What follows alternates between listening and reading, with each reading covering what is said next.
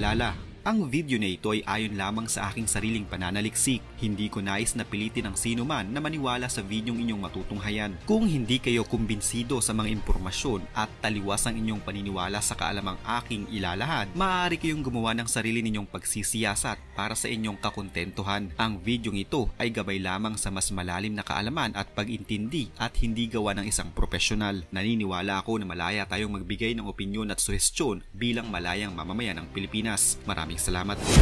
Noong mga dekada 90, wala pang ganong nagiging libangan ng mga kabataan sa tuwing sila ay magpapalipas ng oras. Hindi pa naman kasi masyadong uso noon ang cellphones at lalong walang masyadong nakakagamit noon ng internet dahil napakalimitado lamang nito noon sa Pilipinas. Kaya para libangin ang kanilang mga sarili, madami ang nahuhumaling sa pagbabasa ng comics na ang ilan nirerentahan pa sa mga bookstores. Kung ang mga kababaihan ay nahihilig sa pagbabasa ng mga pocketbooks noon ng palihim dahil binabawalan sila ng kanilang mga nanay at tatay, ang mga kalalakihan naman noon ay hayok na hayok sa pagbabasa ng comics na ang ilan inaabangan pa talaga ang paglabas ng mga bagong series. Nauso ito ng mga dekada 80 hanggang early 2000s. Subalit bukod sa comics na kadalasang pinaghihiram-hiraman ng mga magkakatropa noon, isa pa sa mga nakahiligang basahin noon lalo na ng mga kabataang lalaki ay ang ilang mga column sa mga dyaryo o newspapers at sa tabloid. Ang madalas nakasabay sa almusal ni nanay, tatay, lolo at lola ay ang pagbabasa ng mga bagong balita sa dyaryo. Kasabay ng kanilang paghigop ng kape ay ang dyaryo sa kanilang kamay na hindi nila mabitawan at parang ayaw magpahuli sa mga pinakabagong balita. Kung ang mga matatanda noon, balita ang inaabangan sa mga bagong labas na dyaryo, ang mga kabataan, ibang kolum ng dyaryo ang kanilang inaabangan. Bukod sa paghahanap ng crossword, puzzles at pagsagot sa mga ito at ilang comics sa dyaryo, inaabangan din nila ang bagong kwento na may kalaswaan at siyang pagpapagana sa malikot na pag-iisip ng mga kabataan. Sa paglipas ng panahon, nauso na din ang tabloid. Noong mga panahon na iyon, ang madalas na gamitin ng tabloid at kanilang inhe-headline para maging mabenta sila ay kadalasang may kinalaman sa krimen at malalaswang kwento. Sa napakarami mga tabloid noon, ang Abante, Bomba, Bulgar, Toro, Expose, PM, Remate, Serex at Tiktik ay ang mga kadalasang pinakamabenta dahil na din sa headline pa lamang ng mga ito. Isang babae na ang nakadisplay na halos wala ng saplot. Siyempre, sino ba namang lalaki ang hindi maakit ng ganitong mga larawan? Estratehiya nila ito upang mas lalo pa silang bumenta. Ang Abante, katulad ng sikat na People's Journal, ang Abante mayroon ding Abante Tonight. Late 80s sila unang nagdathala ng kanilang mga balita at kwento. Ayon sa aking pananaliksik, ay Mayo ng taong 1988 sila unang naglabas ng kanilang tabloid. Hindi sila sikat noon pero biglang naging matunog ang kanilang pangalan lalo na sa mga kalalakihan nang madiskubre na ng bansang Pilipinas ang column ni Serex Xaviera na kung saan sa mga hindi nakakaalam, Hulyo pa pala ng taong 1988 nagsimula ang column. 2 buwan lamang lumipas matapos magsimula ang Abante. Sa pagnanais ng Abante noon na tangkilikin din sila ng masa, ang naisip nilang paraan ay ang pagkakaroon ng isang partikular na kolum sa kanilang pahayagan na talaga namang magbababad ang mga Pinoy sa pagbabasa.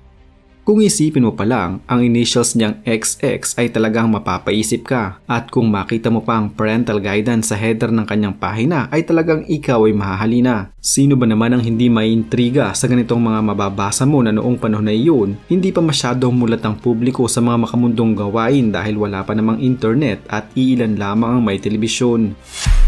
Ayon sa alamat at ilang chismis na aking nakalap, pseudonym lang naman ang pangalan ng columnist na ito. Kumbagay gumagamit lamang siya ng alias na matatanda ng kanyang mga parokyano. Para lang siyang si Bob Ong na ayaw magpakilala sa totoong buhay. Hindi rin natin alam kung lalaki ba siya o babae. Nakuha niya lang daw ang alias mula kay Xaviera Hollander na sumulat ng best-selling stateside novel na The Happy Hooker. Nagsimula ang column niya bilang isang advice kung saan may nagpapadala ng sulat kunwari tungkol sa isang problema sa pakikipagrelasyon at sexual na buhay. Sasagutin naman ito ni XX sa pamamagitan ng pagbibigay ng mga payo. Nakuha nito ang atensyon ng mga kasambahay, drivers, security guards, mga teenagers at iba't iba pang mga mambabasa. Parang radio show lang ni Joe DiMango ang dating ng pagsikat niya. Dahil dumami ang mga parokyano ay napalitan ng mga tunay na tao ang dating mga fictitious senders. Nang lumaon, ito ay nag-evolve at napasama sa kategoryang erotic literary column. Kung dati ay mahaba ang mga payo kaysa sa kwento, napalitan ito ng detalyadong kwento tungkol sa sexual exploits at experiences ng mga letter senders mula sa iba't ibang antas ng pamumuhay. Ang tema at struktura nito ay katulad ng sa nobela ni Hollander na nagkukwento naman ng exploits at experiences sa iba't ibang lalaki bilang isang kalapating mababang lipad.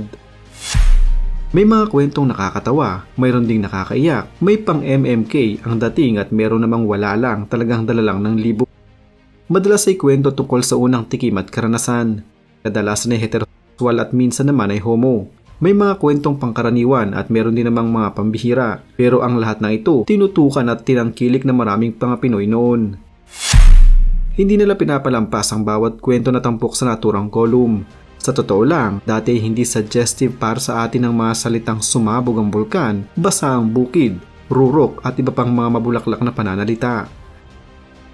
Si Serex ang nagpatindi ng imahinasyon ng bawat kalalakihang Pinoy noong dekada 90. Dahil kay XX, lumabas din ang ibang erotic na tabloid tulad ng Tik-Tik, Remate at Bulgar. Sa sobrang kasikatan ni XX, binili ng Regal Films ang rights nito para gawing pelikula. Mga unang taon ng 2000 nang lumabas ang pelikula na pinagbidahan ni Aubrey Miles kasama sila Jake Rojas, Carlo Maceda at Kalani Ferreira. Siyempre, sa mga pangalan pa lamang ng mga artistang gaganap sa pelikula, mahalata mo na kung anong klase ng pelikula ang Serex. Sa pagkakaalam ko, dahil hindi ko naman pinanood ang naturang pelikula, may 3 yugto umano ang kwento nito.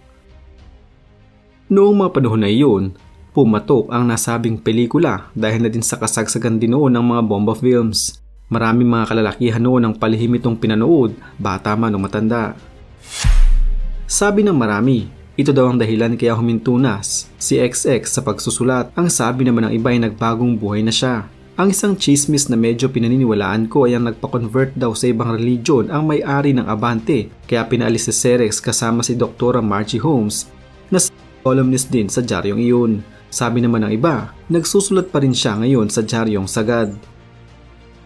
Talagang nakuha ni Serex ang imahinasyon at pantasya ng buong Pilipinas. Ito ang dahilan kung bakit siya ay naging isang household name sa larangan ng mga nakakalimang mga kwento. Ang kanyang paglalahad ay ang nakapagpahusay sa makamundong pagpapantasya noong mga panahon na iyon. Ayon sa aking nakalap na impormasyon, ang nasa likod ng Serex ay si Serex Xavier, subalit hindi ito isang tao kundi 5 mga kabataang lalaki na silang nagpasimula at sila ring umisip sa pangalan nito. Isa umano sa kanila ay mahilig magbasa ng Boy Magazine at Penthouse Magazine at si Xaviera Hollander ay isang manunulat na hinangaan nila. Dahil gusto nilang gumawa ng Pilipinong bersyon ni Xaviera Hollander, habang iniisip kung paano sila gagawa ng pangalang Pilipino para kay Xaviera Hollander, isa sa kanila ang nagpropose na gawin na lang ang Xerox copy ng pangalan ni Hollander. Mula sa salitang Xerox, nilikha nila ang pangalang Serex, at sa gayon ay nalikha ang pangalang Serex Xaviera. Tiyak ko na marami sa mga kabataan noon ang natatandaan pa ang column na ito at tiyak din ako na marami sa atin ang naalala ang mga nakaraan kung paano tayo pumuslit makapagbasa lamang ng comics, pocketbooks at tabloids. Ito na namang kwento ng pagbabalik tanaw sa kasaysayan ang naitampok natin ngayon. Huwag kalimutang i-like ang video ito at mag-iwan ng komento sa ibaba ng mga nais nyo pang malamang kwentong kasaysayan sa Pilipinas. Mag-subscribe na din para lagi kayong updated sa mga pinakabagong video dito sa Kasaysayang Pinoy. Magandang araw po at mabuhay ang bansang Pilipinas!